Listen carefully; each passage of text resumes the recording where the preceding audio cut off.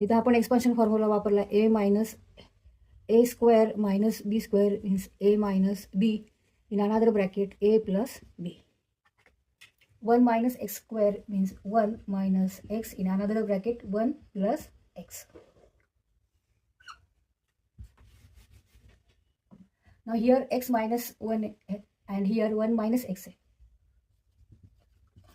So we take here minus common and write x minus 1. 1 minus x means minus x minus 1. That is minus x plus 1 means 1 minus x. तर ही term आपण ह्या पद्धतीने लिहिली आहे फक्त.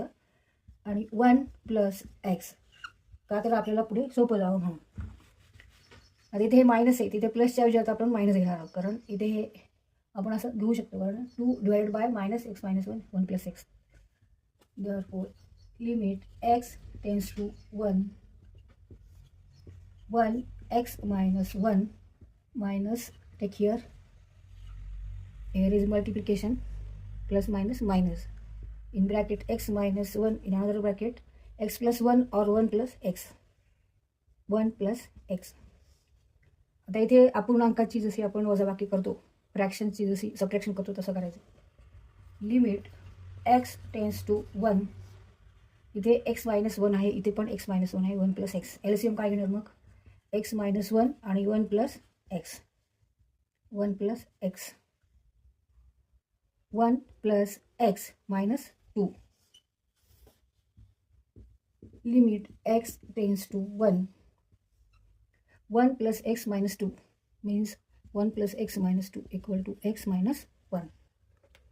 X minus 1 divided by x, x minus 1 in another bracket 1 plus x.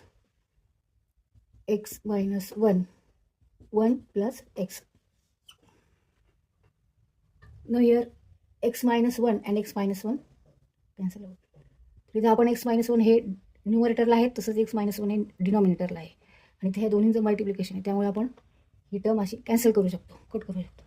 Limit x tends to 1. Now remaining term is 1 upon 1 plus x. Now put x equal to 1 upon 1 plus 1, that is 1 upon 2. Answer is 1 upon 2 half, 1/2. Now write here reason as x tends to 1. Therefore x minus 1 is not equal to 0.